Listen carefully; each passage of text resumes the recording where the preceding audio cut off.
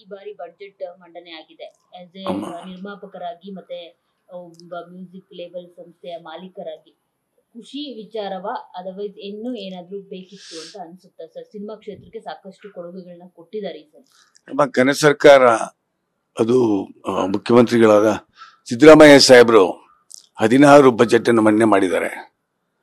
I am very proud of him. As A finance minister ಇದ್ದಾಗಲೇ ಅವರು they given one of the best budget ಕೊಟ್ಟಿದ್ದಾರೆ. ಇಲ್ಲಿ ಆ ಸರ್ಕಾರ ಈ ಸರ್ಕಾರ ನಾನು ಮಾತಾಡೋದಿಲ್ಲ, ನಮಗೆ ರಾಜಕೀಯ ಬೇಕಾಗಿಲ್ಲ. ಸಿನಿಮಾದವ್ರಿಗೆ ಏನಿದ್ರು ನಮ್ಮ ಸಿನಿಮಾ ಇಂಡಸ್ಟ್ರಿಗೆ ಏನು ಉಳಿತಾಗುತ್ತೆ ಅಂತ ನಾನು ನೋಡ್ತೀನಿ ಅಷ್ಟೇ.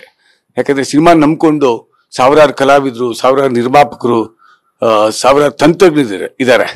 ಸೊ ಹಾಗಾಗಿ ನಮ್ಮ ಸಿನಿಮಾ ಇಂಡಸ್ಟ್ರಿಯಲ್ಲಿ 5400 ಸಿನಿಮಾಗಳು ಬಂದಿದೆ ಕರ್ನಾಟಕದಲ್ಲಿ.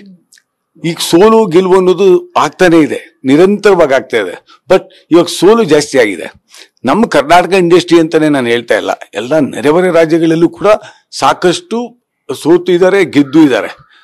ಬಟ್ ಈ ಬಜೆಟ್ ಅಲ್ಲಿ ನನ್ನ ಪ್ರಕಾರ 200 ರೂಪಾಯಿ ನಿಗದಿತ ದರವನ್ನು ಮಾಡಿರೋದು ಒಂದು ರೀತಿ ಸ್ವಾಗತಾರ್ಹ ಅಂತ ಹೇಳ್ತೀನಮ್ಮ ನಾನು. ಯಾಕಂದ್ರೆ ಯಾವುದೋ ಒಂದು ದೊಡ್ಡ ಪಿಕ್ಚರ್ ಬಂದಾಗ ಒಂದು ಸಾಮಾನ್ಯ ಕುಟುಂಬ, ಬಡ ಕುಟುಂಬ ಇರ್ಬೋದು, ಮಾಧ್ಯಮ ವರ್ಗದ ಇರ್ಬೋದು, ಎಬೋ ಮೀಡಿಯಂ ಕ್ಲಾಸ್ ಇರ್ಬೋದು, ಒಂದು ಸಿನಿಮಾ ನೋಡ್ಲಿಕ್ಕೆ ಹೋಗ್ಬೇಕು ಅಂತಂದ್ರೆ ಹಸ್ಬೆಂಡ್ ಅಂಡ್ ವೈಫ್, ಹೆಂಡತಿ ಗಂಡ ಮತ್ತೆ ಮಕ್ಕಳು, ಮಿನಿಮಮ್ ಏನಿಲ್ಲ ಅಂದ್ರೆ ಒಂದು 5,000 ರೂಪಾಯಿ ಖರ್ಚು ಬರುತ್ತೆ ಒಂದು PVR ಅಂತ ಥಿಯೇಟರ್ಗೆ ಹೋಗ್ಬೇಕು ಅಂತಂದ್ರೆ.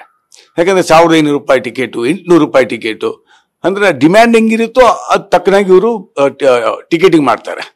ಅವಾಗ ಏನಾಗುತ್ತೆ, ಆ ಒಂದೇ ಸಿನಿಮಾ ಎಲ್ಲಾ ದುಡ್ಡನ್ನು ಬಾಚ್ಕೊಂಡ್ಬಿಡ್ತಾರೆ. XYZ ಯಾರೇ ಆಗಿರ್ಬೋದು. ನೆಕ್ಸ್ಟ್ ಬರೋ ಸಿನಿಮಾಗಳಿಗೆ ದುಡ್ಡಿರಲ್ಲ, ಇದೇ ಜನ ಹೋಗಿ ನೋಡೋರಿಗೆ. ಅವಾಗ ಏನ್ ಮಾಡ್ತಾರೆ, ಒಂದು 2-3 ತಿಂಗಳು ಪಿಕ್ಚರ್ ನೋಡೋಕೆ ಹೋಗಲ್ಲ. ಹಂಚ್ಕೊಂಡ್ ತಿನ್ಬೇಕಮ್ಮ. ಹಂಚ್ಕೊಂಡ್ ತಿನ್ನೋದು ಅಂತಂದ್ರೆ ಇವಾಗ ನೋಡಿ 200 ರೂಪಾಯಿ ಮಾಡಿದ್ದಾರೆ. ಸಿಂಗಲ್ ಸ್ಕ್ರೀನ್ ಇರ್ಬೋದು, PVR ಇರ್ಬೋದು, ಮತ್ತೊಂದು ಮಗದೊಂದು ಎಲ್ಲ ಕಡೆ ಇರ್ಬೋದು. ಇಲ್ಲಿ ಏನಾಗುತ್ತೆ, ಎಲ್ಲರೂ ಜನ ಈ ನಿಗದಿತ ದರದ 200 ರೂಪಾಯಿನಲ್ಲಿ ಹೋಗಿ ನೋಡ್ತಾರೆ. ಪ್ರತಿಯೊಬ್ರು ಹೋಗಿ ನೋಡ್ತಾರೆ. ನಂಬರ್ ಆಫ್ ಫಿಲ್ಮ್ ಜಾಸ್ತಿ ನೋಡಕ್ ಹೋಗ್ತಾರೆ. ಆ ನಂಬರ್ ಆಫ್ ಫಿಲ್ಮ್ ಯಾಕಂದ್ರೆ ರೇಟ್ ಕಮ್ಮಿ ಇದೆ ಅಂತ. ನಂಬರ್ ಆಫ್ ಫಿಲ್ಮ್ ಜಾಸ್ತಿ ನೋಡಕ್ ಹೋದಾಗ ಇವರಿಗೆ ಜೇಬಕ್ಕೆ ಕತ್ರಿ ಬೀಳಲ್ಲ.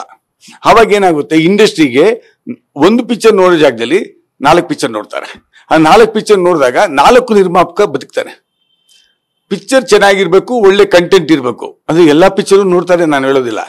ನಮ್ಮ ಜನ ಕನ್ನಡಿಗರು ಎಸ್ಪೆಷಲಿ 6.5 ಕೋಟಿ ಜನ ನಮ್ಮ ಕನ್ನಡ ಇಂಡಸ್ಟ್ರಿಯನ್ನ ಇದುವರೆಗೂ ಎತ್ತಿ ಹಿಡಿದಿದ್ದಾರೆ. ನಮ್ಮಲ್ಲಿ ಲೋಪದೋಷಗಳಿದೆ. ಏನಂತಂದ್ರೆ ಒಳ್ಳೆ ಕತೆ, ಒಳ್ಳೆ ನಿರ್ಮಾಣ ಆಗಬೇಕು. ಇವತ್ತು ಅಂಗೈನಲ್ಲಿ ನಿಮಗೆ ಇಡೀ ಪ್ರಪಂಚ ಇದೆ. ಒಂದು ಮೊಬೈಲ್ ಇಟ್ಕೊಂಡ್ಬಿಟ್ರೆ ಹಾಲಿವುಡ್ ಪಿಕ್ಚರು, ಬಾಲಿವುಡ್ ಪಿಕ್ಚರು, ಹೊರ ರಾಜ್ಯಗಳ ಪಿಕ್ಚರ್ ಎಲ್ಲ ಪ್ರತಿಯೊಂದು ಕಂಪೇರ್ ಮಾಡ್ತಾರೆ. ಫೋಟೋಗ್ರಫಿಯಿಂದ ಇಟ್ಕೊಂಡು, ಸಾಂಗ್ ಇಂದ ಇಟ್ಕೊಂಡು, ಟೆಕ್ನಾಲಜಿಯಿಂದ ಇಟ್ಕೊಂಡು ಎಲ್ಲ ಗೊತ್ತಿದೆ ಪ್ರೇಕ್ಷಕರಿಗೆ. ನಾವು ಕಾಂಪೀಟ್ ಮಾಡಬೇಕಾಗಿರೋದು ಏನಂತಂದ್ರೆ ಇಂಡಸ್ಟ್ರಿನಲ್ಲಿ ಚೆನ್ನಾಗಿ ಒಳ್ಳೆ ಸಿನಿಮಾ ಮಾಡಿದ್ರೆ ಗ್ಯಾರಂಟಿ ನಮ್ಮ ಕನ್ನಡಿಗರು ಗೆಲ್ಲಿಸ್ತಾರೆ. ಅದ್ರ ಜೊತೆಗೆ ಈ ಕನ್ನಡ ಸರ್ಕಾರ 200 ರೂಪಾಯಿ ಏನ್ ಮಾಡಿದೆಯಲ್ಲ, ಪ್ರತಿಯೊಬ್ಬರು ಹಳ್ಳಿಗಳಿರೋ ಬಡ ರೈತರು ಪ್ರತಿಯೊಬ್ರು ಕೂಡ ಸಿನಿಮಾ ಥಿಯೇಟರ್ ಬಂದು ಸಿನಿಮಾ ನೋಡ್ತಾರೆ. ಅವ್ರಿಗೊಂದು ಮನೋರಂಜನೆ ಅಂತಂದ್ರೆ ಆ ಕಾಲದಿಂದ ಈ ಕಾಲದವರೆಗೂ ಬರೀ ಒಂದು ಸಿನಿಮಾ, ಒಂದು ಹಾಡು ಕೇಳೋದು ಅಷ್ಟೇ ಮನೋರಂಜನೆ. ಅದ್ ಬಿಟ್ಟರೆ ಬೇರೆ ಮನೋರಂಜನೆಗಳು ಇರೋದಿಲ್ಲ ಅವ್ರಿಗೆ. ಯಾಕಂದ್ರೆ ಅವರೆಲ್ಲ ಕಷ್ಟಪಟ್ಟು ಸಂಪಾದನೆ ಮಾಡಿರೋ ದುಡ್ಡು ಅವ್ರ ರೊಕ್ಕನೂ ಕಮ್ಮಿ ಇರುತ್ತೆ.